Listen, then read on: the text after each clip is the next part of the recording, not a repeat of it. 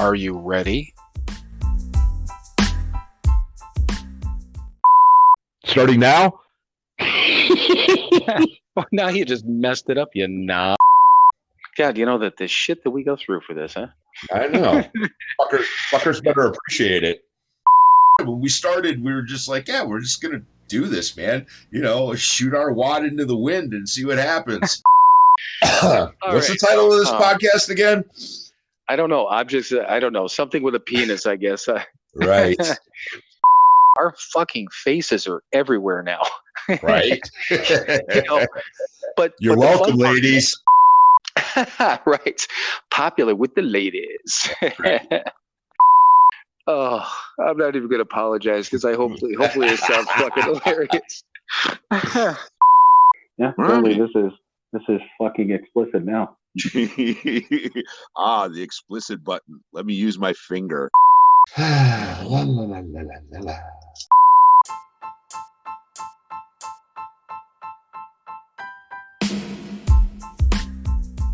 It is time for another episode of Sober, Not Mature. And that episode starts now.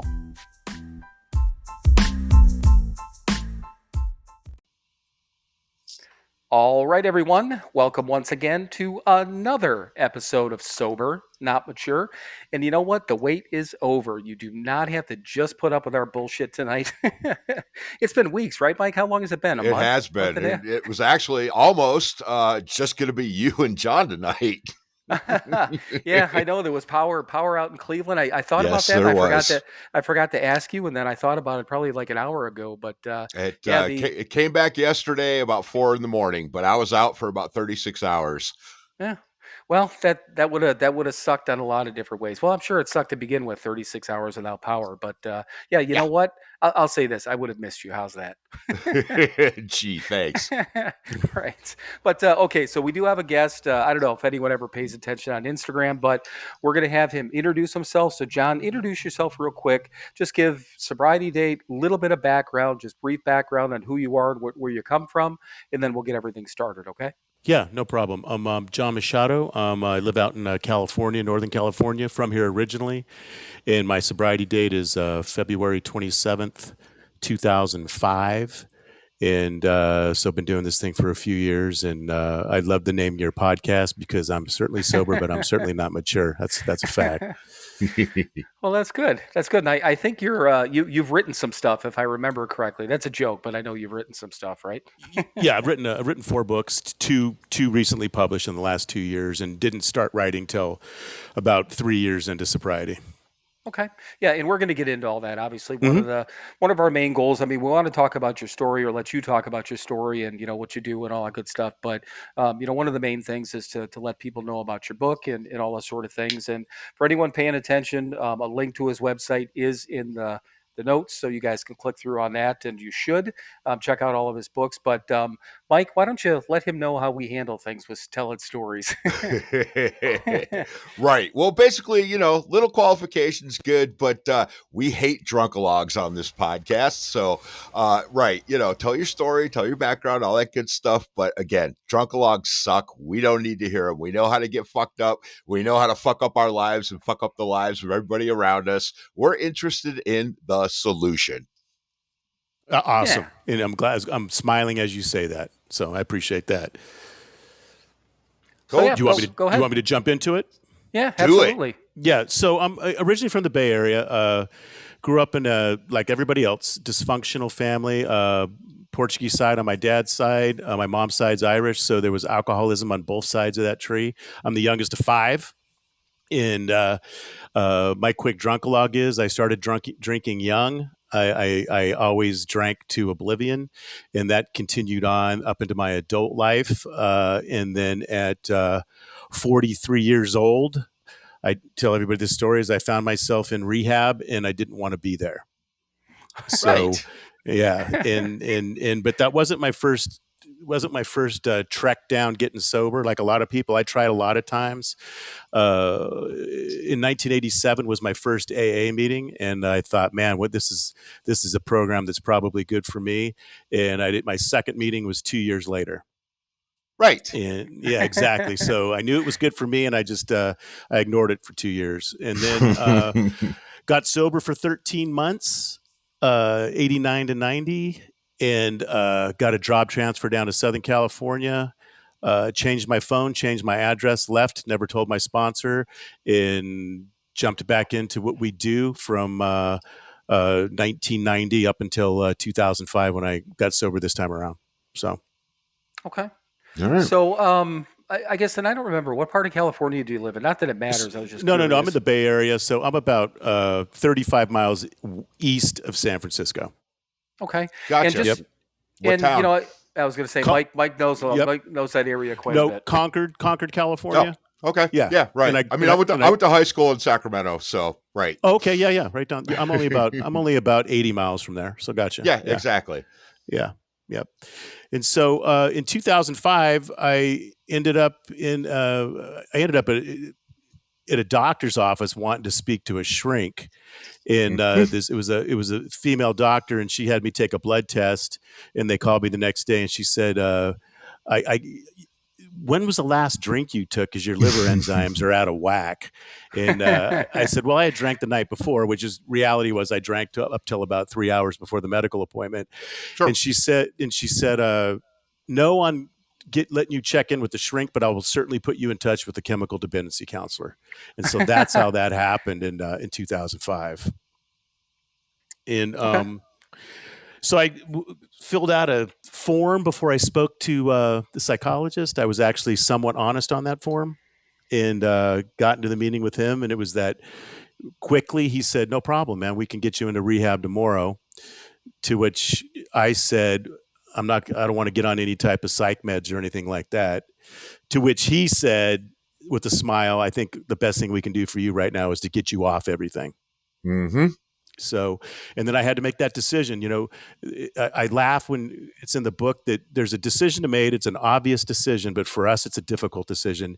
It's either keep on doing the same old stuff, or make an attempt at trying to get sober. And so, difficult decision. But I finally said, "Yeah, let's do it," and then regretted it the first 3 days of rehab. Of course. Right. So Yeah, there's always that. We talked about that quite a bit on here. That neither one of us are real happy to literally be dropped off at the Keating Center where we got sober in Cleveland. But okay. yeah, I mean, there's days of regret, maybe weeks and months of regret and obstinance and all those sort of things. But it impresses me to hear somebody, and it's nice to hear when, again, you were given a situation and a circumstance, even though you had regret for a few days once you made it, that you sat there. That was a decision you made personally on your own with no other outside influence. Am I hearing that correctly? That's correct. Yep. Okay, that to me is cool. That was not my story. Got it. Yours either, Yeah. right, Mike? Yeah, I mean, right. Yeah. I'd been around the rooms before, and this AA crap doesn't work for me because you got to have a god or something. So I went back out for 10 more years, and the 10 more years, I needed to change something. Didn't know what the hell it was, but I knew I couldn't keep going on the way I was. So right, that was my decision to change something, but I had no idea what the hell it was. Yeah, I Right. recently have a family member who just 9 months sober about 6 days ago, and they called me when they were getting ready to go into rehab and crying, telling how they felt like they were a loser. And I said, it's amazing to me that if I broke my leg right now, Mm. I would want to go to a hospital and I would want an orthopedic surgeon to put me back together again. Right. But if I have some type of mental issue or some type of chemical dependency issue, I somehow think I can solve that on my own. Right. And it still amazes me to this day. And I'm even talking about myself still 19 years into this thing where I finally have to go, oh, that's right. I'm a little hungry. I'm a little angry. I'm a little lonely. I'm a little tired. I'm a little depressed. And I've been kind of ignoring that for about a week now. Right. Yeah. Right. So, but on the third day of rehab, they finally said the rooms were going to be a part of the deal, that I had to start going to AA. And when I finally went back, that was the night where something kind of changed with me. And I thought, you know what, that willingness piece hit for some reason. And I Right. said, I gotta give this thing a chance. And then I dove into it. So, Mm-hmm. and when I Right. say dove in, 2 to 5 meetings a day for the first year.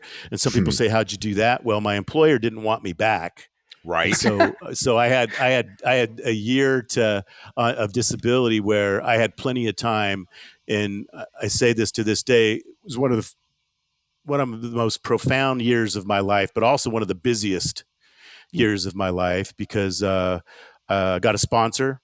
And he was a gentleman who said he was there to take me through the book, nothing else. He wasn't my Mm-hmm. financial counselor. He wasn't my Mm-hmm. relationship counselor. And he said, you got to show up at my house on time for us to get through this too. And I worked with him for about a year and a half. But he also said at the beginning, when we're done with this thing, you then got to go get a new sponsor. He goes, because I just take men through the book.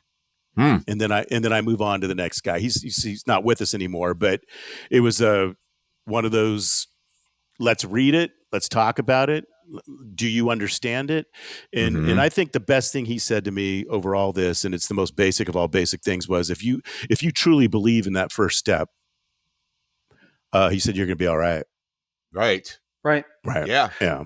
I mean, the 12 and 12, oddly enough, in the 6th step, it says the first step is the only one we have to do perfectly, which I'm super grateful for because I fall short on the rest of the steps. I work them, but I fall short on them. Yeah, that first step, you're absolutely right. It is the most important one. If we have to do it perfectly, otherwise the rest of them are a fucking waste of time. I've seen it over and over again, people Right. that don't get that first step 100% and they could do all the rest of the shit, but eventually they're going to fuck up because they they didn't get that first step, man. They didn't realize that they were powerless and they can't manage their own lives. Right. Yeah. And that And they think, go ahead. no, go ahead, John. No, that we think, I can handle this thing. I can do this on Yeah, my own. absolutely. Right. Yeah. There's just no way. Yeah, we have no power and we can't manage our lives. I mean, you're 19 years into it. We're 14 years into it. I don't manage my own life. I don't. I let this program and the steps and the principles manage my life because I can't manage my own life. When I try to, I fuck it up every time. Again, acceptance, man. Yeah, Right. exactly.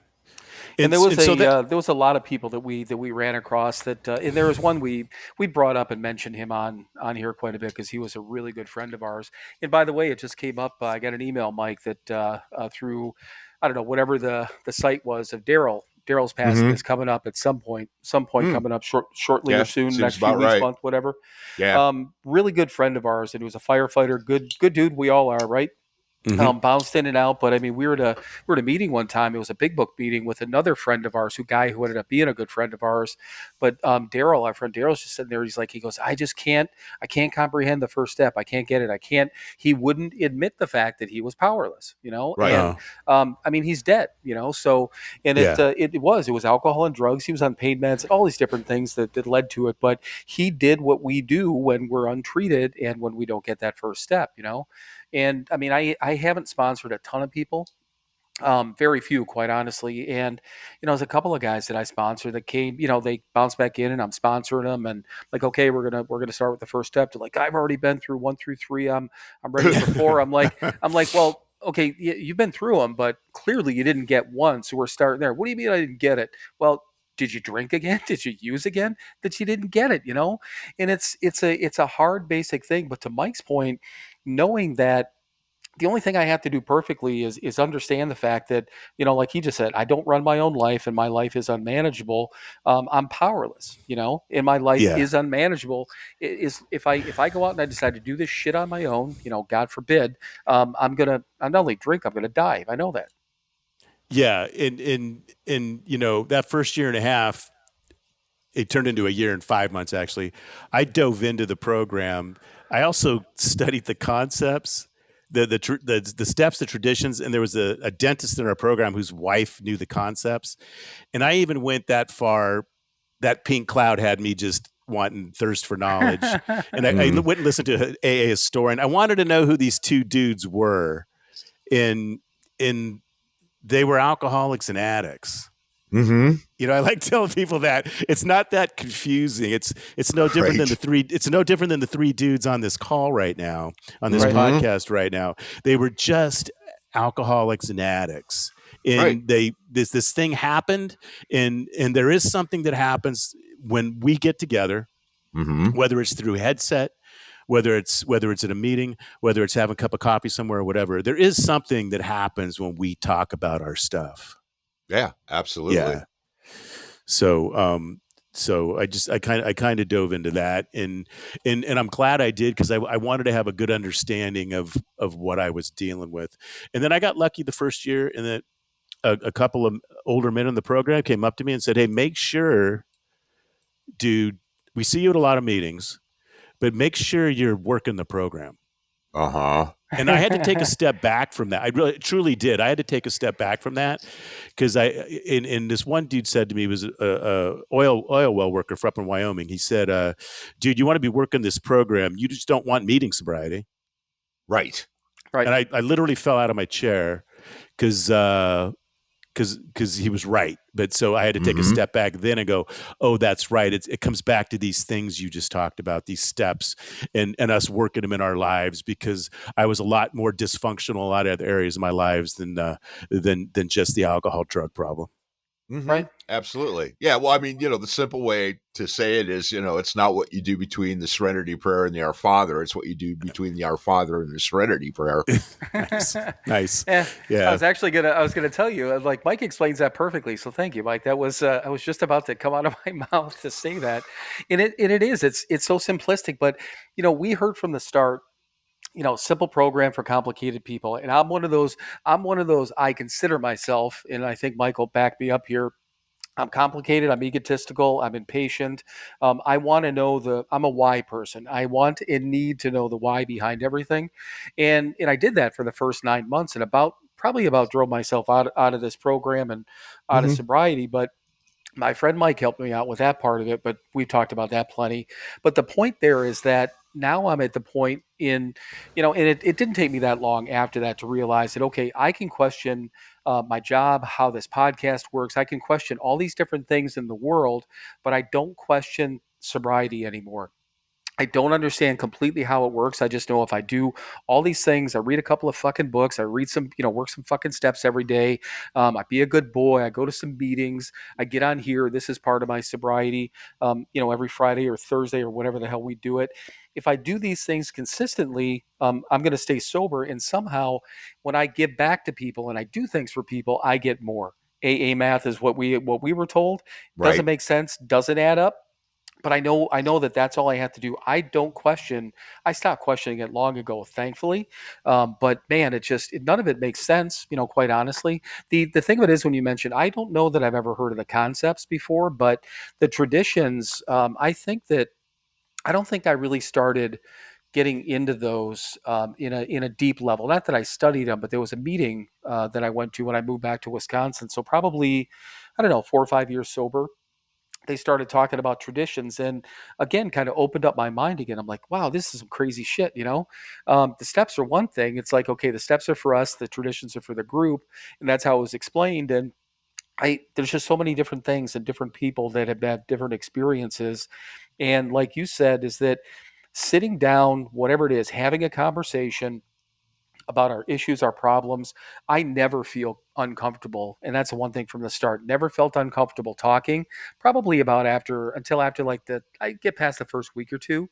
And then sitting down in a room of strangers anywhere in the country, or, if I was ever anywhere in the world, I could sit down and talk about this stuff and feel comfortable talking about my shit. No, it was that they pulled this off in the 1930s is Mm-hmm. pretty amazing. And, Right. and the one thing I loved about is when they, and I'll get off this story, but when they went to the Rockefellers to get money for the program, Mm-hmm. and they were told money would ruin it. Right. That just always gets me, that, yeah, money would have ruined this with these egos Oh, and, yeah. and a hierarchy. That just would have never worked with us ever, Right. Right.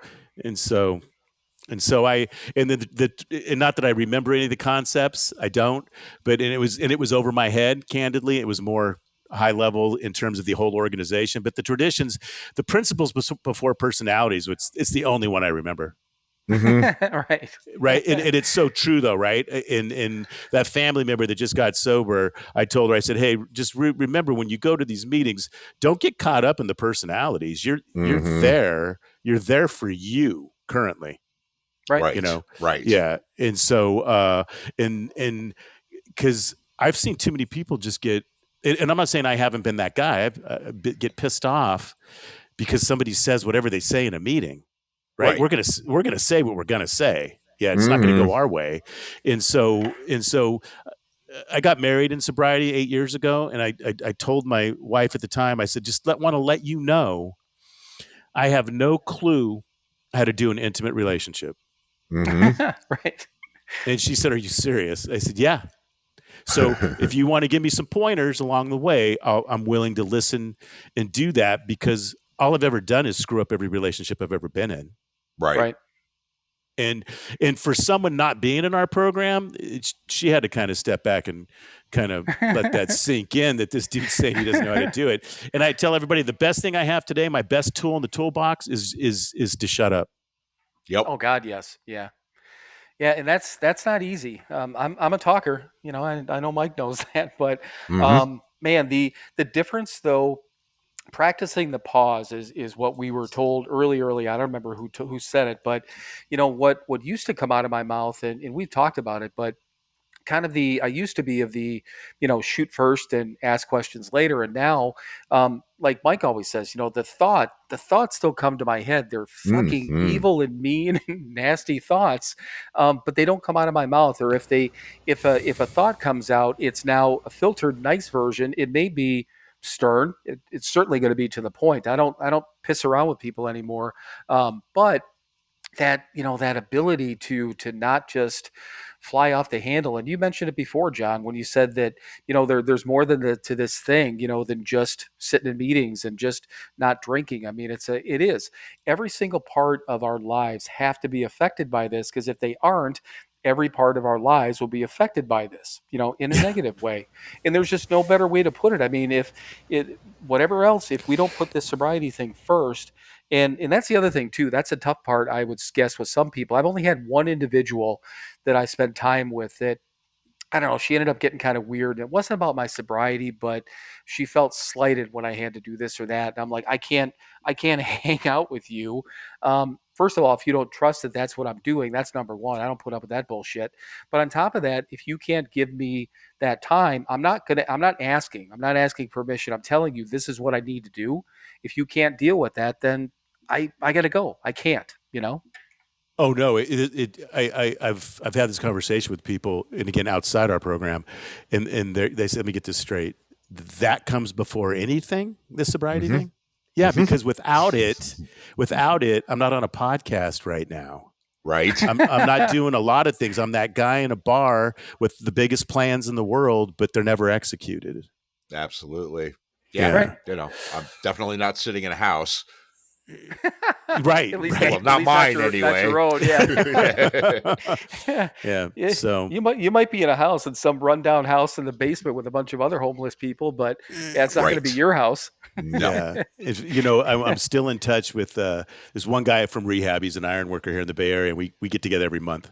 And the house we get together in I didn't know him before we got sober, was a meth house, and he almost burned it down. So we always laugh when we're having coffee over there that the house is still standing. Right. Yeah. And in our first year of sobriety, I remember he had to hire some guys from the program to paint over the burn spots. Oh, wow. And it's like, I know it seems like it just wasn't that long ago, man. And it always amazes me. And we're still in contact. It's truly, so there's several people in this program that I'm just friends with and I wasn't looking for friends. And right. I'm sure you guys can relate to that. I wasn't, but that it happened, and it's a crazy thing. And then occasionally I'll get that call from around the country of someone I know, and they say, "Hey, will you talk to my nephew? Will you talk to my husband? Will you talk to whoever they have a drinking problem?" And I'm always open to do it. And it's like you said earlier, Bill. I'm very comfortable doing it. and I just let them know I'm not an expert, but I can tell you I can tell you what I did if you think you have a problem. And I've had many of those conversations. When I say many, at least 20. Probably only 2 or 3 of those people ever got sober. I had a cousin I had that Sure. conversation with that passed away a year ago. He drank himself to death, and that's just what we do. But the story I like to tell is I'm in Ohio on business in 2015.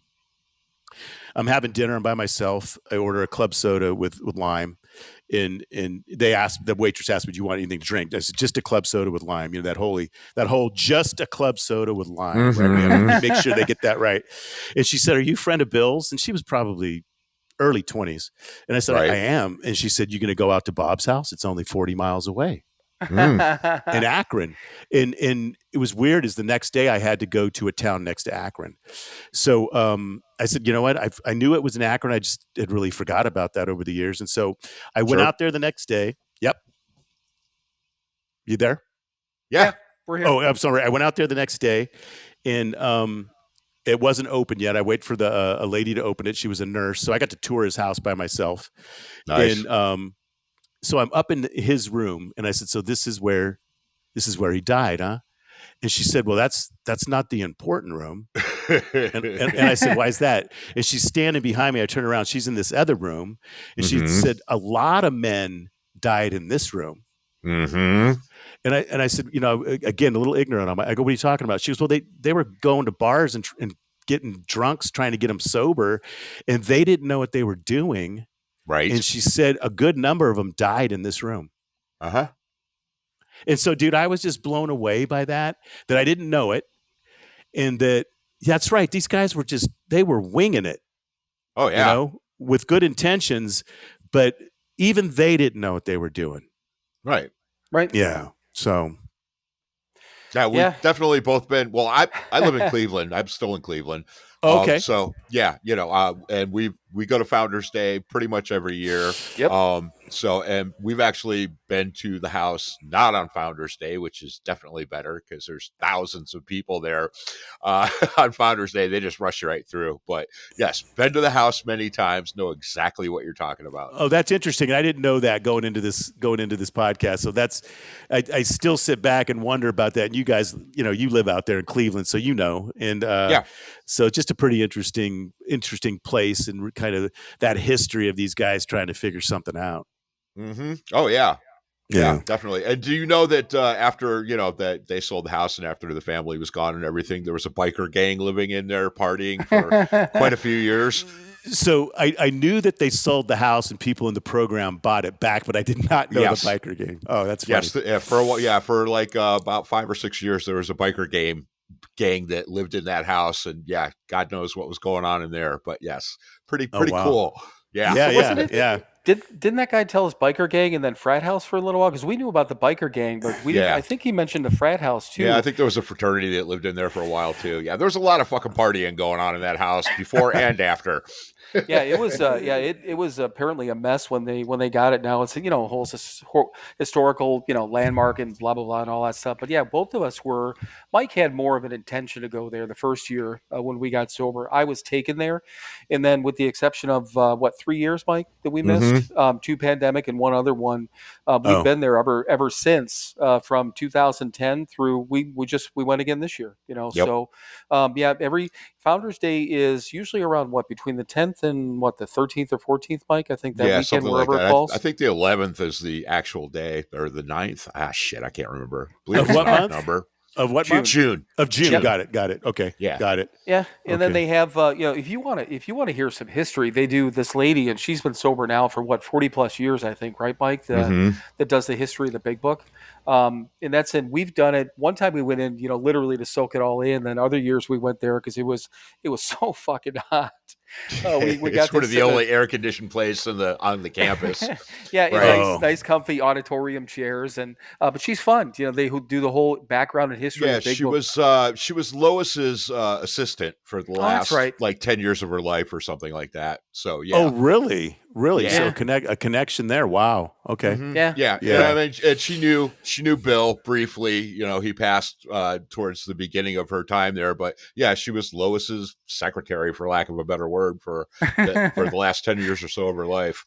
Wow. That's amazing. Yeah. Yeah. Well, Yeah. she's a lot of fun. I mean, Founders Day in general is just it's a huge sober party. They do a big meeting in the stadium. It used to be the full stadium, and now they just do half. But this year, God, they had to have it was 12, 13, 14,000 people there. It was Yeah. full. I mean, Wow. the Yeah. half of it was full. And I'm always intrigued by the history. Just learning the stuff I just learned today about the house before they bought it back, and it's still just amazing to me that before that you just ended up in a sanatorium, Oh maybe. Right. yeah, if you're lucky. Maybe. Yeah. Yeah, Yep. yeah. Yeah, So it's a lot of fun, and I mean we've had like I said a lot of good times down there. But just being in the Cleveland area, we knew people. There was a couple of guys that we knew that we went to meetings with. That this guy Ray wasn't Yeah. it Ray that knew Sister Ignatia, right? Right. Yep. Yeah. We had there was another guy that led it. Who do you know? That was our home group out there. He bounced in and out, but he was telling this story about this guy that wanted to sponsor him. He was in a church. One of his buddies brought him in there. And this guy's like, "You sit down. I'll come back and talk to you." And the guy that was leading at that time in our meeting, he said, "Fuck this." He walked out. It was Bill Wilson that was going to sponsor him. He fucking Uh-huh. walked out. He just walked out of the church. So yeah, not interested. yeah, exactly. This guy probably can't help me. But again, they're like you just said. You said that in the beginning. I mean, they were alcoholics and drug addicts that just Mhm. garden variety like the rest of us, And I mean, we can't make somebody, keep somebody, force somebody to get sober. Mike always says it, right? The bar stool thing. You can't drag them off a bar stool, right? That's right. No, Yeah. no. Yeah, and it's really funny. I've been in those business meetings and stuff down the road where someone says, "So, not even beer?" Right. And I always say, "Yeah, there's alcohol in beer." Right. So yeah. So yeah, not even beer. Not even beer, Yeah. man. Right. I mean, generally people won't push you too much. People do push me occasionally, and I'll just look at it and I'll go, you know what? First of all, I drank my lifetime supply of alcohol by the time I was about 25, and I didn't get sober until I was 42. So I drank your share too. So fucking shut up. No kidding. So yeah. So Quick go ahead. question for you, John. Like when you first got sober like that, and I Yep. mean, did you ever have, somebody either didn't get it, pressured you, say, you can have just one, or can't you have just one? Did you go through that process or no? You're I mean, talking with about when anyone? I got sober this time around? Yeah. You know what? Not in the first year for sure, because I was just surrounded by program, and because I Right. went from 105-day outpatient rehab to 90 days in a sober living house, Okay. to and 1 year aftercare, to all those AA meetings. So I wasn't surrounded by that. But when I had to go back to work 17 months later, Mm-hmm. that first year back to work amongst normal people was probably my biggest. It was difficult for me just to deal with other human beings outside of the Right. program, Yeah. but I know I stayed away from any. I didn't have to go to any type of cocktail functions, but later on, for sure, 3, 4, 5 years into it, I then had to, for work purposes. And one time on a boat, a cocktail boat in Tahoe, this Mhm. one guy I was working with just kept on saying, "Dude, you can have a drink." And Right. two guys I work with stepped in. They were upset about it. I was just blowing the guy off, right? Right. Because and I didn't get upset. They did, though. They threatened to throw the guy off the boat, jokingly. And so he backed off. But there's really only been that one time where it was kind of weird to me too. I was like, "What is this guy? What's he doing?" Right. Why does it matter whether someone drinks or doesn't drink? Mm. But it did. Well, Yeah. Misery And I- loves company. It Yeah, does. I was going to say the same thing, and that's usually and I don't know. I mean, I think there's got to be some truth to it. People who are either questioning our sobriety or trying to get us to drink. It's like misery loves company, or just people feel out of place if everyone's not doing the same thing. It's just even as kids, if you're going to go do something wrong, everyone in your group's got to join in, or that doesn't feel right. But I don't know. I don't remember. I don't remember ever getting pressured. I've gotten asked a couple of times, to begin with, and I have been in those. I skipped a work function, a Christmas party, because I knew just from hearing stories how it was going to be. So I said I had other plans or whatever it was. I've gone to places to this day, and we talk about this all the time. Both Mike and I are of the same opinion, unless he and I are driving together. um, Right. but we always drive separately. I never go anywhere that I can't leave. But you were on a boat, so that would be the other the other caveat, I guess. If I was on a boat, I'd be like, geez, I want to throw the guy off the fucking boat, because I would just, not that he was continuously asking me to drink. Just shut the fuck up. You're bugging me. Yeah. Go take a swim. Go. Exactly. I probably would have been more upset if he was trying to get somebody else to drink who wasn't drinking. You know how that goes. Yeah. It's Right. okay. It's okay if you tell me I'm a jerk, but don't tell me my buddy's a jerk, because he's Right. because he's my buddy type of thing. Yeah. But and the other thing too is I'll get occasionally is, so you're not going to drink the rest of your life, to which I say, if I was to make that promise, then I would run far away from me, that I'm not going to drink the rest of my life. I Right. know I'm not drinking today. Absolutely. I've totally wrapped my head around that concept. It actually gave me relief. I'm just not drinking today. We'll see what Right. happens, in 2029, whatever. So, but today I'm not. Yeah. Yeah. Right. Well, and we it was sort of an exercise that we when I was at the Keating Center early on, probably within the first 30 days. There was this other guy there, and we just look at each other and we go, "Yeah, not today, man. Tomorrow, tomorrow, we're fucking going, man." Exactly. And but yeah, and then tomorrow is today, and okay, well, not today, but tomorrow, and it helped get through those early days of going, okay, man, I'm just not going to do it today. Tomorrow, I'm going to fucking go shoot up and smoke and fucking do everything, man. Do it all. Yeah. Do No, I hear everything. you. Right. Yeah. So, I Well, mean, this story I tell people too, I'm sorry to, you got to say ahead. something, Bill. No, go ahead. I tell people, so this is how I drink, for the people that aren't in the program. I used to tell them, I'm in Destin, Florida at a meeting. I'm there for 3 days. The first night they're having a cocktail party. I say, I'm not going to drink because I don't want to make an ass out of myself, because I didn't know anybody there. And so I get there, and this one girl comes up to me and says, "Why aren't you drinking?" I said, "I'm just not drinking tonight." She called me a pussy and gave me a Bacardi 151 and Coke. Right? Right. I come to in a bar in Alabama with a couple that drove me there, and I don't even know who they are. And so everybody goes, "Well, how'd you get back?" I don't know, but I did get back to the hotel. I don't know how I got back, but I didn't make the meeting the next day. Sure. So that's what happens to us. We end up in Alabama. Yeah. Right. Yeah. Yeah. So. Well, Right. that's the thing. Other people, and I don't succumb to that peer pressure these days. But I was, especially when it came to women. I mean, Mike and I were talking about it not too long ago.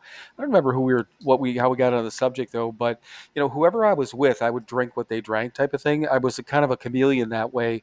I didn't drink because they were drinking, but man, yeah, some chick at a fucking party came up and said, "Here, pussy, do you want to drink?" Not now, but I mean back then. Yeah. Fuck, I don't know. I might have ended up in Alabama. Yeah. But the what I was going to say before, the easiest thing. Here's the cool part. So it sounds like amazing to me. First of all, having one person that just guides people through the book and then puts them onto another. I think that's wonderful. I've never heard of that before, but I think that's almost like a singleness of purpose thing in my head, and I like that. But it sounds like you had the upbringing in this whole AA thing like we did, and I'm fortunate. Both of us are. I feel really fortunate to have gone through, especially our early beginnings, and to still be friends with these hardcore, don't take shit, old school AA guys, who are not mean, but they're just it is what it is type of thing. But the other thing that they did, we were given these very simple things, these very simple sentences and nuggets of information. And one was, nobody ever told us that we can't drink ever again. Never. What they told us was, we're going to show you why you won't have to. So and that's the way that I looked at it. Yeah, the one day thing, I'm all about that. I get that. One day, we've all got one day. But I needed something like that to look at it and say, okay, I know now why I don't have to drink. It doesn't mean I'll never drink, but I sure as fuck know why I don't have to. And as long as I do all the things that I need to do every day, then I'm not going to drink, whether it's today or 25 years from now. But and I said it my first lead, and actually, I don't know if you remember this, Mike, but you brought it up. I don't remember even saying it, John. I call my first lead my blackout lead because I don't. From the time I introduced myself and my sobriety date, I talked for 20 minutes, and I have no idea what I said. But Nice. Mike stood up at the end and commented. He goes, you know what you said? He goes, you said that. He goes, I've never heard you say this before. That you're not afraid of drinking. You're afraid of forgetting what you know, and that was basically from my gut. I'm like, I don't ever want to forget who I am. And the only way that I can't ensure it, but the way that I can guard against that is to get up every morning, do my readings, do my prayers, be a good boy, all those different things we were talking about. Then if I keep it in the forefront, then I've got a better chance of not forgetting who I am and then not ending up in fucking Alabama. Yeah, it's a good point because it's funny how we talk about these blackouts, these blackouts that happen to us. Some complete, some we come in and out, as if that's not a big deal. Do you know what I mean? Right. If I woke up tomorrow and my wife said, "You know what you did last night," and I wasn't drinking, but I can't remember, that would scare the crap out of me. Oh, sure. Oh yeah. Yeah, yeah. Right, So but yeah, when we're out there, it's like it's just part of it. It's just what it is, man. yeah. Everybody laughing. Oh, he didn't remember driving home. Yeah. And so, and Funny. and the funny Look out the thing window and see if my car's in the driveway. Yeah, and the funny the awakening I got on that was, and I drank and drove till my last drink. Was I'm in a meeting 2 years into sobriety in Walnut Creek, California, and this dude comes into this room. It was my home group. I didn't recognize him. And he's chairing the meeting, and he just got out of Folsom Prison. He did 22 months. It was his first meeting outside of prison, so they had him chair it, and he was in there 22 months for head-on collision with a family, and he killed one of their kids. Damn. Yeah. And so, we talk about it, but I'm getting goosebumps as I'm telling you guys this. I haven't spoke about this in a while. Man, just so lucky, right? Could have been me, Mm-hmm. but Oh, yeah. but the whole but for the grace of God. But that could have been any of us at any time. Mm-hmm. But it Absolutely. happened to this dude, and got to know him a little bit, and just one of those eye openers we get every once in a while. Yeah. Right. Yeah. Yeah, I got a buddy here in Cleveland too. Same thing. He killed a kid, in a blackout, and it's still great guy, and he's 20 years sober now, and blah blah blah. But yeah, I mean, you could still see it in his eyes sometimes. Yeah, it's a fucking drag, man. It could have been any of us. Absolutely. And my wife and I went to a little small bar in town because her brother-in-law was playing in a band. This is 2019 before COVID. And so we stay, and my wife's a normal person in that she'll drink half a drink, which I can't conceptualize.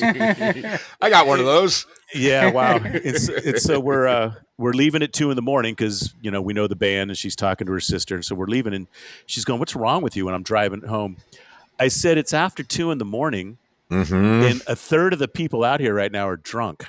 Yep. Right. And she goes, "Oh, dude, you white knuckling that steering wheel." I said, "Yeah, I know who's out here right now." Uh-huh. So, Right. yeah. So Yeah. And it's, God, it's been, not too long ago, 6-8 months ago, I drove down to South Carolina. So I drove through the night. But I mean if you're out late at night, anytime I'm out after dark these days, I think about that, cause again, like you just said, every one of us, and I'm not proud of it, but we've talked about it. I used to love to get drunk while I was driving. It's a horrible thing to say. Yeah. But I did a lot of traveling in the car, and I drank, and whether it be, again, myself, yeah, but I mean, anyone else, my kids, family member, anyone, again, but for the grace, but, Right. when I'm actually in northern Wisconsin right now. It's this little town, 25-mile-an-hour road. And there's, I don't know, I don't think there's more than 1,000 people in this town, the population, but I think they have 7 cops. I think. I mean, I've seen SUVs, I've seen cars, all these different, cops. I'm like, Jesus Christ, man. But the first day I was here, I went up, and I actually got groceries and came back. And when you come back into town, it goes from 55 to 45 to 35 to 25 right in town. And from the time I got across the bridge, because it's right by Michigan, coming across Michigan, this cop pulls out behind me, and I'm like, fuck me. I mean, I'm not doing anything, but my first concern was that my drumsticks were going to melt. Because I'm like, if this motherfucker pulls me over, he's just going to dick with me because he's going to have nothing to hold me on, nothing to do. I'm not speeding, but if he decides to pull me over, my fucking drumsticks are going to melt. That's a tough day right there. I know. Melted drumsticks. But Yeah. I mean, I don't want to get pulled over. Part of me wants to get pulled over just to be sober, and Yeah. I've gotten pulled over a couple of times in sobriety, and the last thing that's on my record is my DUI in '94, because all the other ones I've got, not that I've gotten tickets before, but I've got them reduced to non-moving violations, so they can see that I got a DUI, X number of years ago. They never said anything, but this one cop, you could tell he was kind of inching closer to the window when he came back, Yeah. and like, do I smell anything? Yeah. I got Yeah, you stopped smell I got stopped at a DUI checkpoint coming out of a San Jose Sharks hockey game with that buddy from rehab. And when the cop stuck his head in the car, because that's what he did, he stuck his head in the car. I said, dude, you're 5 years too late. And and he stood there and he BS'd with us for a good 5 minutes. He was cool. And I tell everybody, I've had no problems with the law in sobriety. Yeah. Right. Me neither. Right. I know. Imagine that. Yeah, I haven't been arrested once since I've been sober, and I got arrested a handful of times before. Yeah. And then you look at the odds of how many times people, because I knew people in the program who taught DUI classes. I think it's you drink and drive. It's somewhere in the middle, somewhere like 15 to 2,000 times before you get a DUI. Right. Really? It's a crazy number. That. So there's a lot of people out there, and I didn't think about that when I was drinking and driving, but I think about it now. Right. Yeah, and we talked about it on here. I mean, Mike said that he just never got caught, and I just say that I only got caught once, because that's literally the truth, Yeah. And the only reason I got caught is because I fucking passed out and hit a sign. Right, or you probably wouldn't have got caught. Exactly. No, I wouldn't have. I was fucking loaded. I mean, loaded. Terrible. But so what do you think, Mike? On that note, hitting a sign, that might be a sign to take a break. How's that? Absolutely. All right. Well, stay tuned for more Sober Not Mature. We'll be right back after these words from our sponsors. Hey everyone, it's your friends at Sober Not Mature. Hi there. And, yes, it's both of your friends this time. Hi Mike, how are you? I'm well. How are you, Bill? I am doing well, but we do have a purpose. We actually usually talk about our one website, but we actually have two websites now. So two websites in one. All right, so everyone knows we still have the podcast website that is www.SoberNotMature.com. And we just launched the store website, so we also have that. Do you know what the website address is on that one, Mike? Of course I don't. It's pretty easy, Mike. It's www.SoberNotMatureShop.com. But from the podcast website, you can still hit the store link and get into the web store, or you can access it from our Instagram page through the highlights. We've been posting quite a bit about it, and we'll continue to do that. But do you know what's on the second website, Mike? Well, there's a store. There are products that you can purchase for you and your loved ones. Well, Mike, do we still have merchandise? We have merchandise. Well, we got T-shirts and coffee mugs and all kinds of crap. And one of the coolest parts, we also do have all the recovery books from Hazelden, which is kind of a big deal. That is a big deal. Yeah, at least for us. So all the books that we read, God Grant Me, 24 Hours, the Big Book, the 12 and 12, all of those books are available for sale on our website. And once again, that store website is www.sober. Trying to help, man. I know you are. You're not helping, though. Okay, now I got to say www.SoberNotMatureShop.com. .com. Visit that today, or visit the podcast website, which is, again, the podcast website. So www.SoberNotMature.com. Did you just say sober but not mature? Yeah, sure. Write that down. Yeah, like fucking mush mouth or something. All All right, everyone. You've suffered enough with this, and we'll get back to what we were talking about previously. So visit the websites, though. All right, everyone. Welcome back. And yeah, so signs and hitting them and DUIs, that those are a hell of a story. But yeah, I don't know. It just it's crazy, amazing that none of us hurt everyone, and obviously in a good way. So, John, I Yeah, mean, this is exactly, man. So what do you do with a sign? You read it, right? What else do you read? right, books. Yeah, books. So yeah, the writing thing. So started in 2008, right at the beginning. So just before I was 3 years sober. In I had notes. The first book I wrote was called 3/5. So it's about some guy's last 3 bottles of booze. I had written notes on this book in 1998. Hmm. So literally 10 years later, that whole, I'm going to do this, I'm going to do that, but I never did anything. I finally started writing, and it wasn't that good at first. And so I committed to 2 hours a day, 7 days a week. I read something somewhere that said that's what you got to do. And so I Right. just started writing books, and I self-published at first. It took me 15 years up until last year to get my first book published.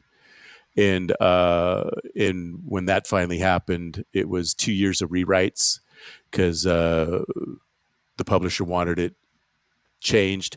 And then I just had a short story published recently, this year, May 2024. And so writing's just been therapeutic for me. And the people that publish me, it's hard work. And I just, for some reason, it just kind of gives me a little space to be creative, and I'm disciplined with it. And that would not have happened because it never did outside of the Right. program. Yeah. Right. Mhm. So, yeah. So, I mean, explain what the books are about. Yeah. Or, I mean, Yep. is there? Well, first of all, that part, and then I'll ask you a hard question. Mhm. Is there one that you're most proud of? But first, what Yeah. the books are about. Yeah. So the first book that I got published, that I wrote self-published, is called 3/5, and I haven't changed it. So it's raw. It has to do with our program. It has to do with alcohol, and so to me, it's my favorite. And some people that know me, they liked it.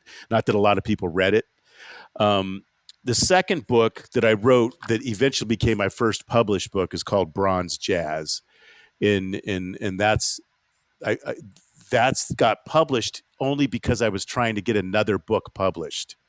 So I had written a book called Johnny Blue and the Righteous Spin, and the publishing company that got a hold of me, the woman said, "Yeah, I don't like that book. Have you written anything else?" And so I said, I have another book, a novel." She goes, "Send that to me and I'll get back to you in a couple of weeks." So she got back to me in a couple of weeks, and she said, "I like it. I like your writing style. I like your storytelling." She goes, "But you're going to have to rewrite the whole thing because it's in past tense and we're going to want it in first person." And I'd never written in first person. So I went through 2 years of rewrites with her.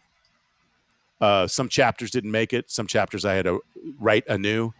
And by the time I was done with that, um, I was a whole different type of writer. Right. And then she published this short story, which is called, my newest one, Avocado Andy and Troubadour Tim.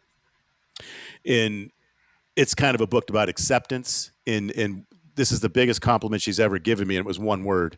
She just said, "Y'all publish it. It's clever." That was it. So I got through a couple of 3 months of rewrites on that, and now that's out too. But you had a question for me, a hard question, you said? No, it's just that which one was your favorite, but I think you 3/5 answered that for kind of, sure. yeah. Yeah. Okay. Because, it was, can you even do this? It was Right. my thing. Could you do it? And then I self-published for them before 2 got published. And then my thing was, can you get published? And it just took just a lot of rejection. Right. So Right. Right. you really do have to put your ego on the back burner. And, it was a Hemingway quote that said, "The first draft of everything is shit." And I would like to say the first couple of drafts of everything is pretty much garbage. So, Mhm. yeah. Right. Well, it's funny when Mike and I started doing this podcast, which has been 2.5 years now. we didn't have this software. I think I was talking to you a little bit about that, John, when we first started. But the first recording studio ended up getting transcripts, and then this one has transcripts. And it was like a year ago, over the beginning of the summer, Mike and I were talking. I'm like, I had quit my job. I was going to try to do something else, do my own thing, and whatever. Um, and I'm like, in my free time, which never fucking happened, but I'm like, I got to go back through the transcripts. I'm like, wouldn't that be great? Mike and I were talking about maybe doing a book of like short stories, just taking some of our key things. I'm like, this will be fucking easy. I'll just go through the transcripts. Well, the problem is that the old studio, and I'm sure this one does, and it doesn't surprise me because I mean they can. God, there's millions of podcasts, or at least hundreds of thousands of them, and they've all got to be stored someplace. So what they do is at a certain point, they're not like right in your face anymore. They're archived. So in order to grab the transcript, I got to pull the entire episode out of this archive, which literally takes like 24 hours. So I did it with two and started doing. I'm like, this is too fucking much. Oh um, yeah. but I don't know if somebody was asking us at one point, Mike, if we were going to write something. We've been asked to submit articles. We did it for the Keating Center. I did one a couple of years ago, and then Mike recently did one. The Keating Center is where we got sober. It's a sober living facility in Cleveland. Wonderful organization. They teach you how to live like a human being. It's not rehab or anything like that. We've talked about it endlessly, but we would do anything for them within reason. So Right. writing up a short thing about our story is not a big deal. But we've had a couple of, since we've been on Instagram, people like, oh, write this thing and we're going to do this and we'll post it. And I'm like, can't you just listen to our podcast? Can we just Yeah. post an episode? Do you want to come on the podcast? We talk all the time. I don't want to sit down, and I like to write. Don't get me wrong, but I don't want to write about what he and I do. Maybe at some point, if somebody came to us, same deal, and said, "Hey, we want you guys to write a book. This is a theme. Let's do it." Now, clearly, that I doubt, Mike. Do you think that's ever going to happen? No. Okay, Well, so this format though is I really am I keep on using the word amazed, but this the podcast format has blown me away, and I didn't listen to my first podcast until probably 2014. oh shit, and you're way ahead and of I me. was and I was talking to my daughter, and she said, "Dude, there's all kinds of podcasts out there," and I love an engaged podcast, kind of like what we're Right. doing right now. And Right. and I don't think, and you can't. I love that you guys are doing this because you can't put this in written words. You Right, just can't. Yeah. Right. right. Mhm. Yeah, tone and inflection and exactly, it's like having the sarcasm font, when I'm texting Right, someone, right. it doesn't come across quite the same way.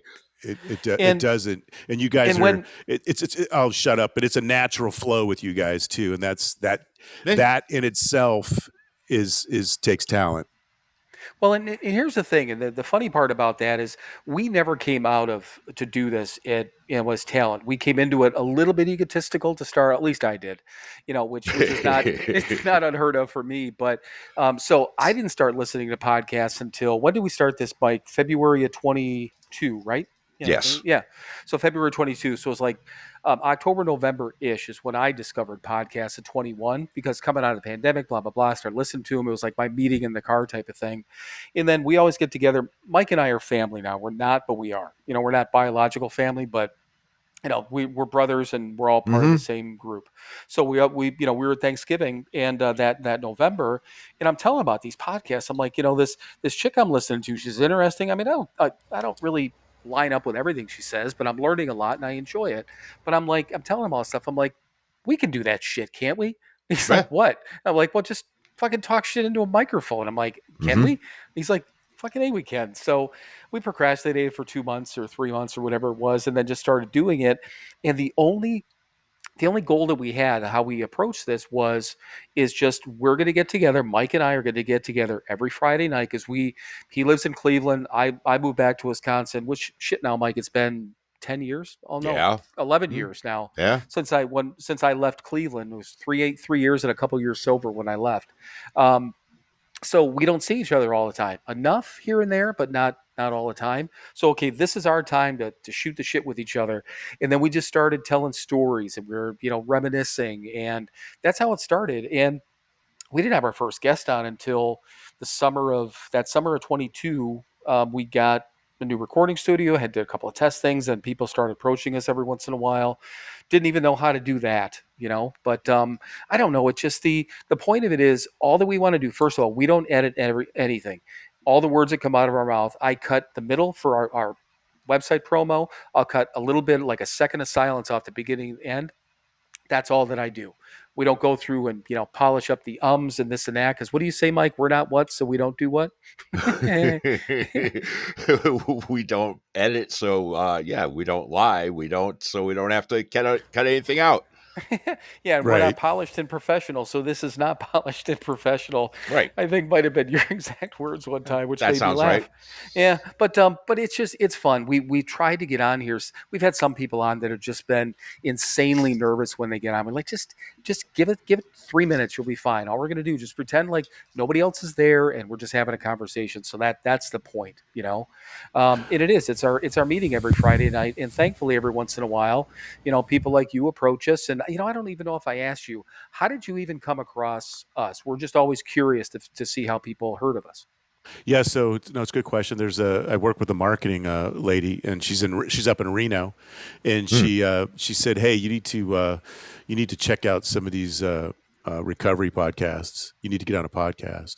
And I said, "How many?" And she sent me quite a big list, and I put out prepared the letter that you guys got. I put out 20 requests, and I got 2 hits, and and that's how that happened. And I got to be honest with you.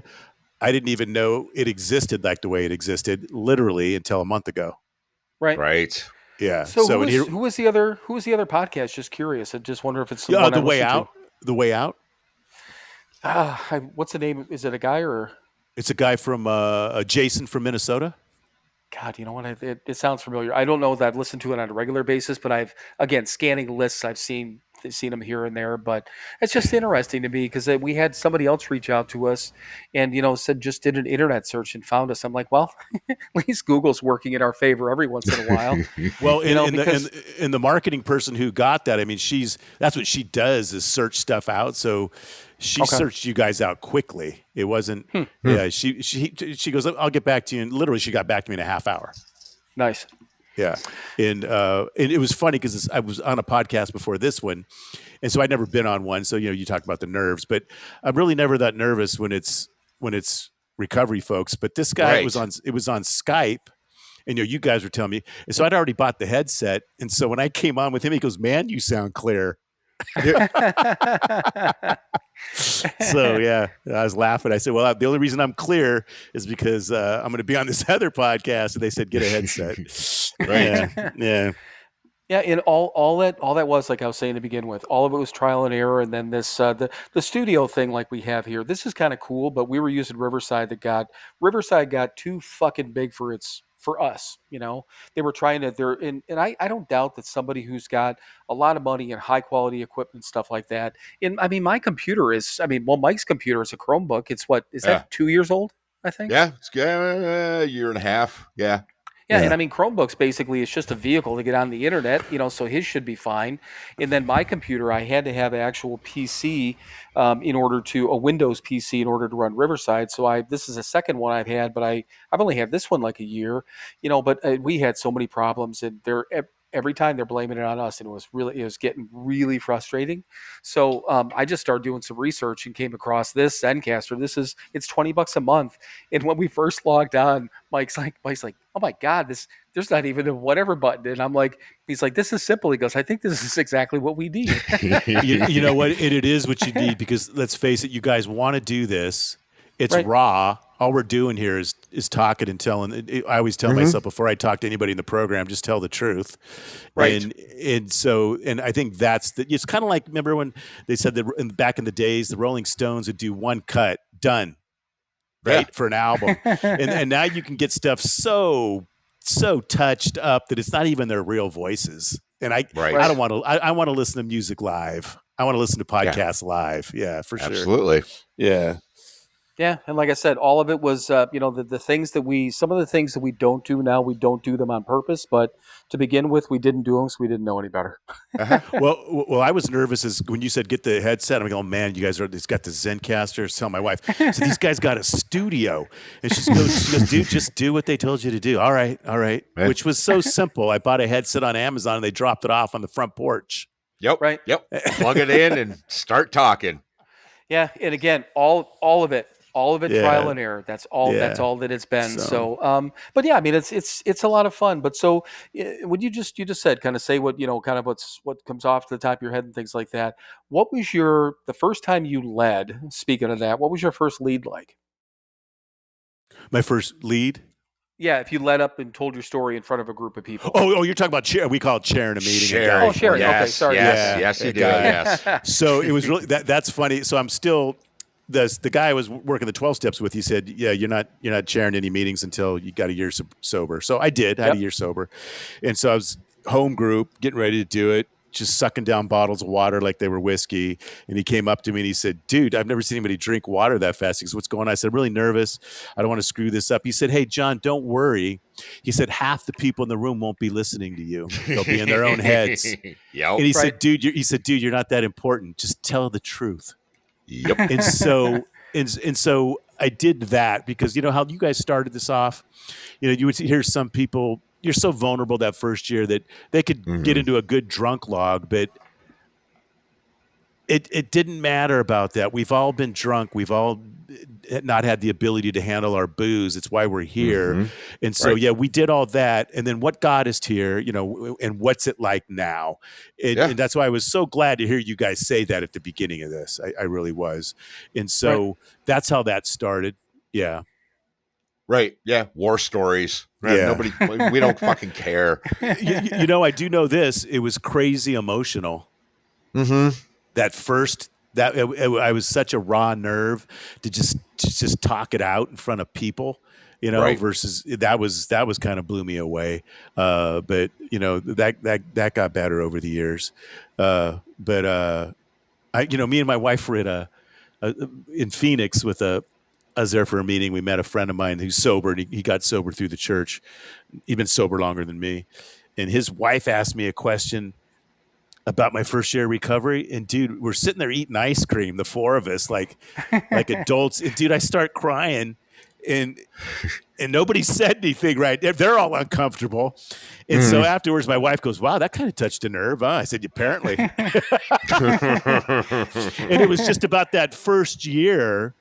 And I had, you know, sometimes you get that crazy feeling of gratitude, the real one, not the one we talk about in November, where you go, oh, that's right. If I don't have that, then I'm not even married or sitting in an ice cream shop in Phoenix talking to, yeah. So, yeah.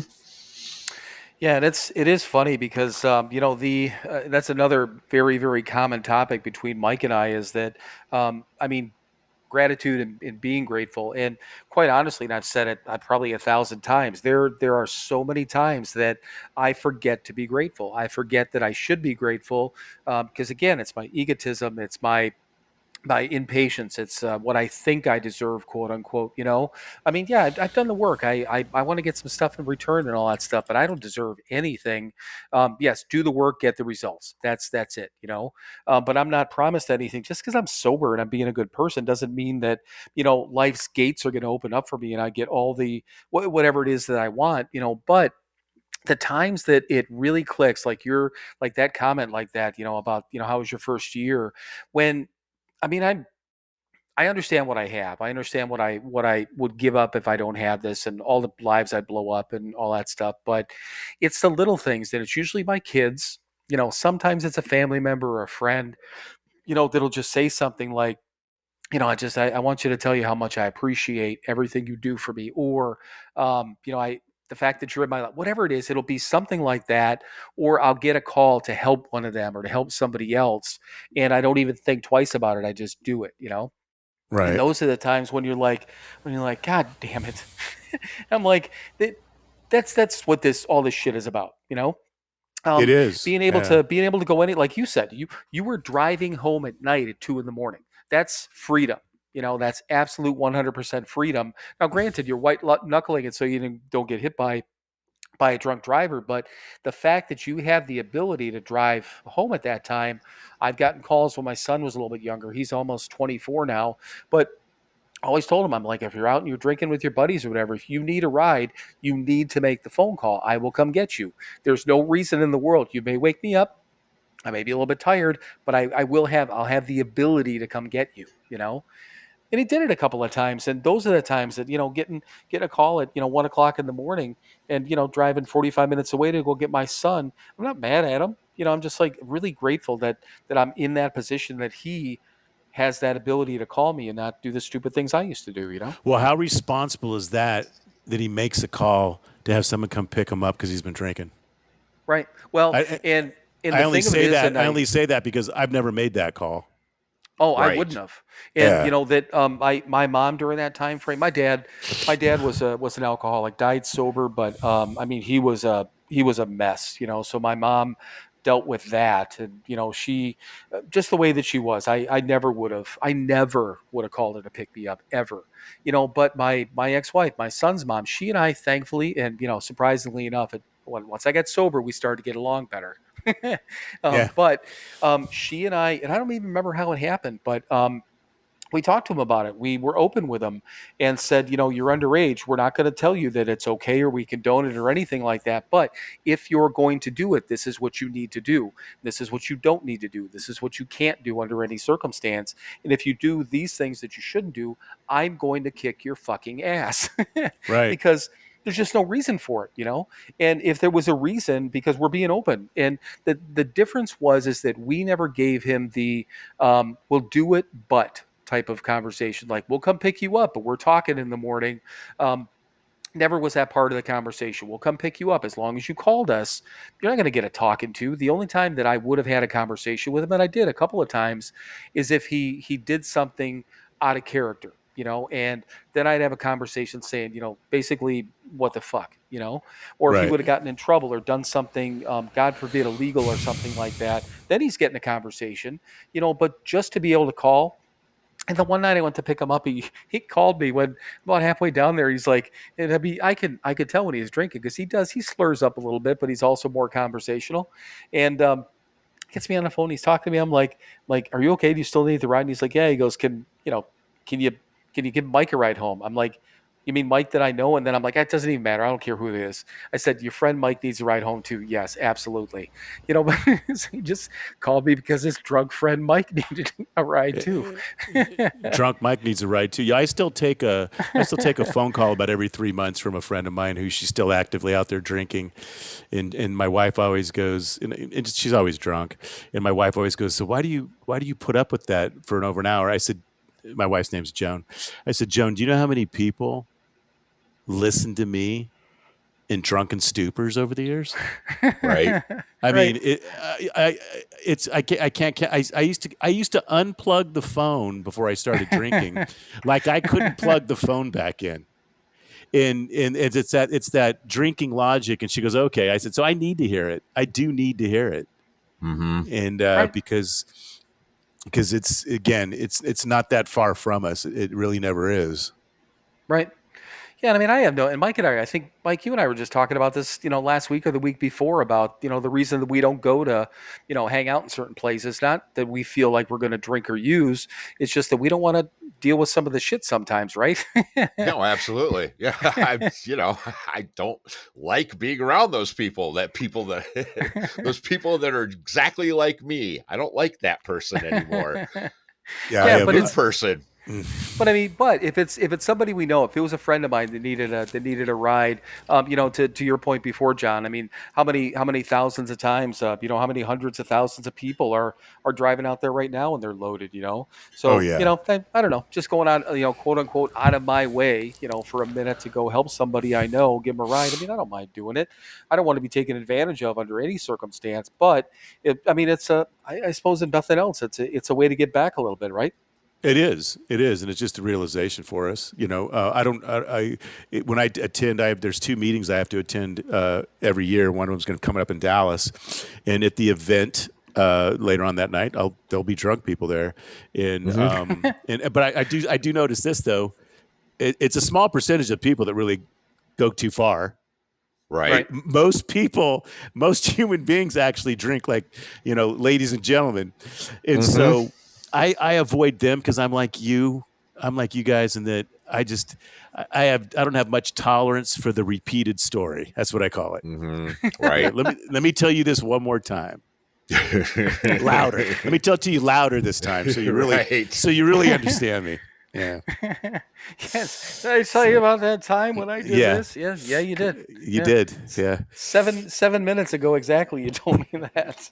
Yeah. So as far as is giving back, I mean, what do you do I guess to give back, or what do you consider part of your program, part of your giving back type of thing in your program? So it's not like it was in the first 5 years, that's for sure. And in that first sponsor, I'll get to present time. That first sponsor, he said, you're going to coffee commitment first, right? That was my first service coffee commitment. Then I was volunteering at a rehab center in the county that I live in now.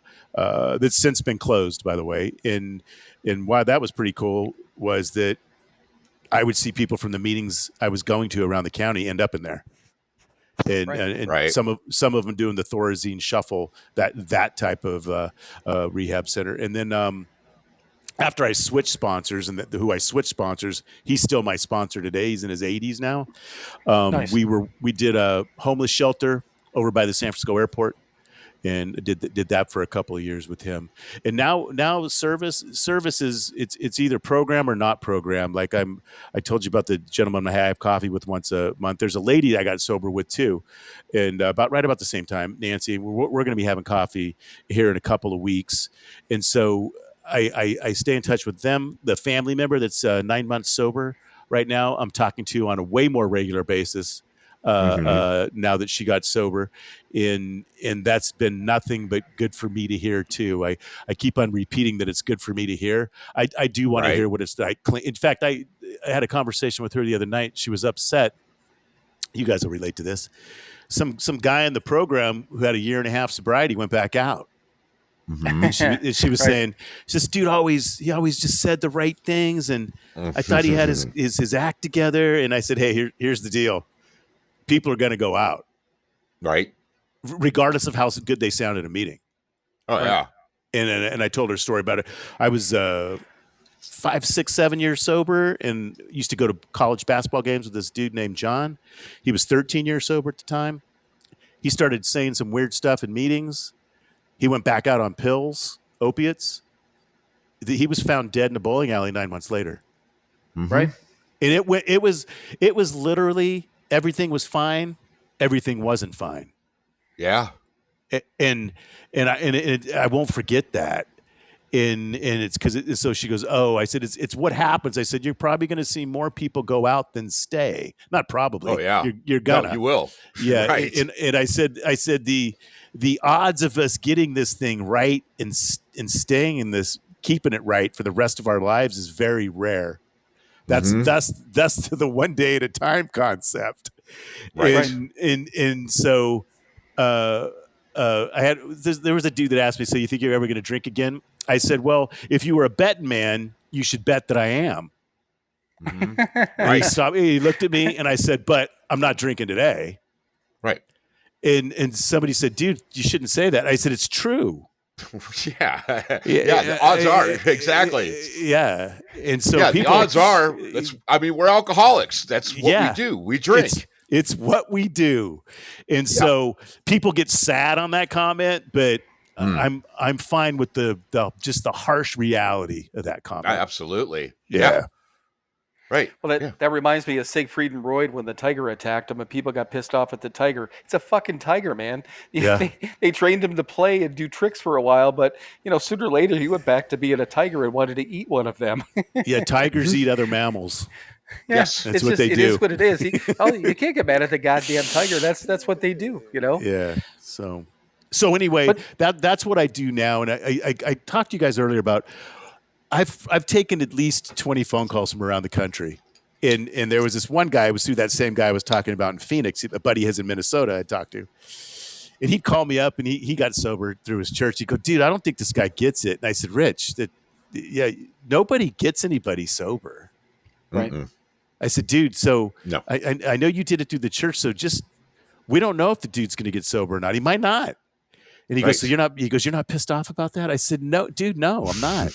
And he said, all right. So literally that guy is like, this was 10 years ago. That guy's like 3 years sober now. Nice. And Rich called me up and said, hey, remember this dude? I remember him. He goes, he's like 3 years sobriety. I said, good for him. Yeah. So, yeah. Yeah, he got to work. He got Finally. to work. Yeah. Finally. Yeah. So, right. yeah. Exactly. I mean, my absolute favorite line in the big book, Bill knows what this is, there is no cure for alcoholism. All we get is a daily reprieve contingent upon the maintenance of our spiritual condition. And that's it. That's the whole program in a fucking nutshell. There's no cure. We have to do the maintenance every goddamn day. Otherwise, we drink because that's what we do. Yeah. Because of this thing that sits on top of our shoulders. You're absolutely right. Yeah. Right. It never goes away. Yeah. I'm an alcoholic. I will always be an alcoholic. That's fine. But if I do the work, I take care of the maintenance every day, there's a real good chance I'm not going to drink. If I don't do the shit, there's a real good chance I'm going to drink. Yeah, that's a good chance. Fact. It's guaranteed 100%. If I don't do this shit, the things that these people taught me to do, to stay away from that first one, I'm picking up the first one, period. That's going to happen. Right. I'm, again, thoroughly convinced of that fact, so I do what these people tell me to do. I mean, people that listen to this know I'm an atheist. I was an atheist when I came into the program. I'm still an atheist. I was scared to fucking death because I didn't know if this shit was going to work for me. But I pray twice a day because it's an action they told me to take. Now, I thoroughly believe nothing hears me, and that's okay. Doesn't matter what I believe. What matters is I take the action that they told me to take. They told me to fucking pray twice a day, say please in the morning and thank you at night, and I do every fucking day. Yeah, and the beautiful thing about that too is around program people, I feel way less judged, and I'm way less judgmental.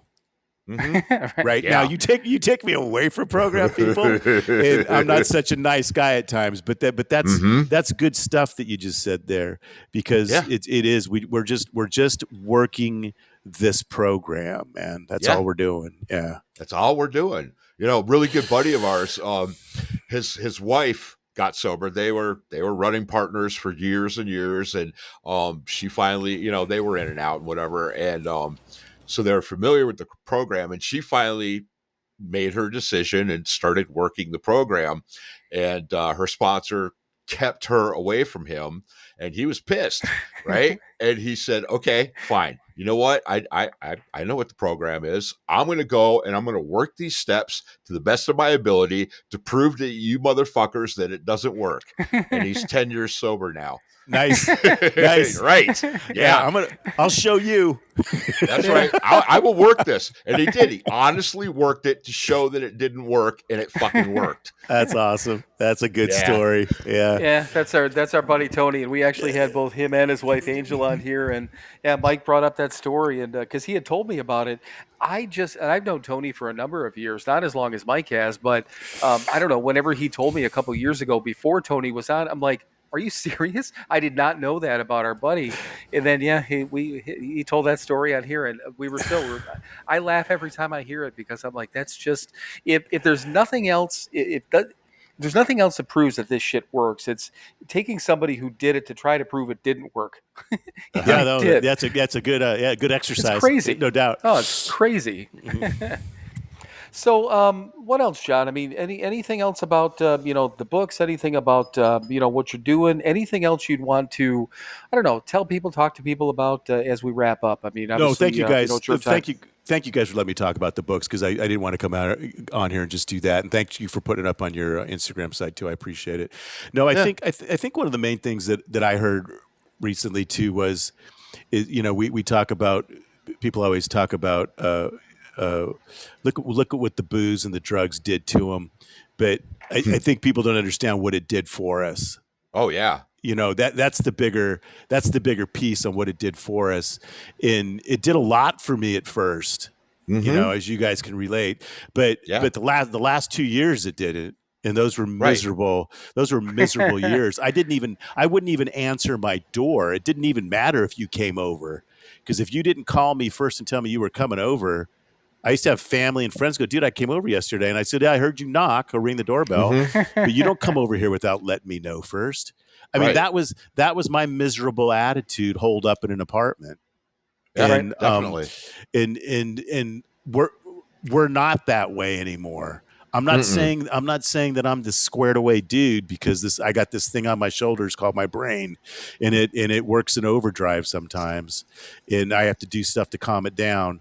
But I'm very thankful and grateful that I got here, and again, it's just a one day at a time thing for me. I don't have any secrets or anything like that for anybody else.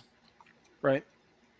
Yeah, we've joked about that. Yeah, just listen to the next episode. We'll give you the secret to this whole thing because there isn't one.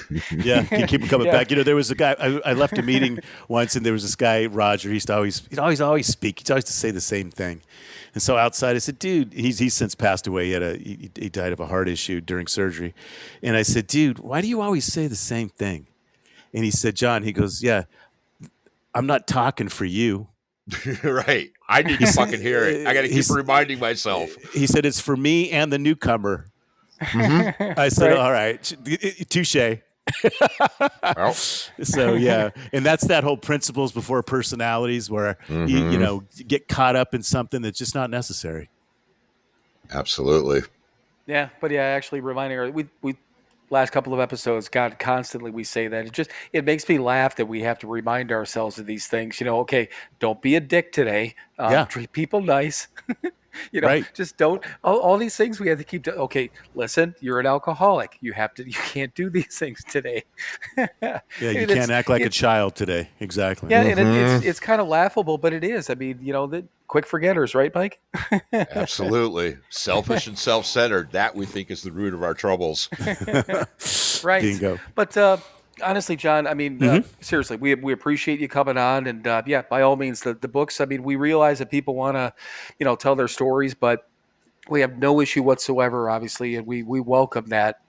And when people are doing something, promoting something, other podcast books, whatever the deal is, I mean, that's a part of, you know, we're all in this shit together anyhow. You know, is really what it comes down to. But thank you. I mean, we truly appreciate it. And once again, everyone, take a look at the show notes on this, or the description. You'll see a link to John's website.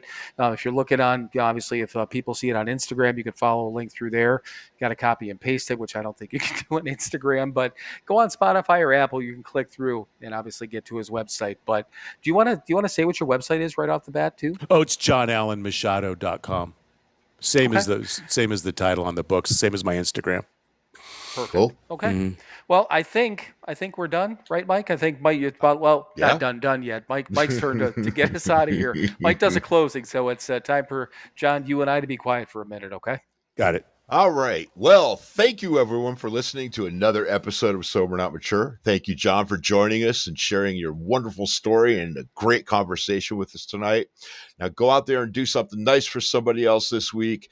Don't tell anybody you did it. And hey, guess what, kids? It's that time. It's time. It's time for you to fuck off. Then keep fucking off. Keep fucking off till you get to a gate with a sign on it saying you cannot fuck off past here. Climb over that gate, dream the impossible dream, and keep fucking off forever. Awesome. It's still one of my favorite parts. That's the short awesome. story behind that is that our sister found that. God, has that been 2 years ago? Year and a half at least ago, right? Yeah, something like that. Well, yeah, because I was just signing off with, okay, kids, fuck off. Nice. Yeah, I was think it smiling was the whole time.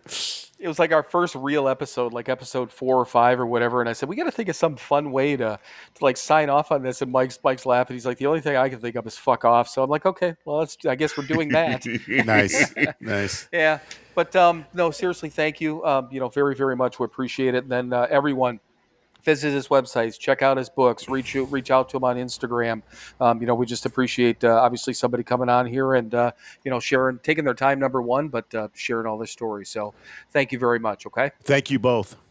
Yeah, not a problem, Mike. I know we'll talk soon, right? We shall. Love you, brother. Love you too. Bye. All right.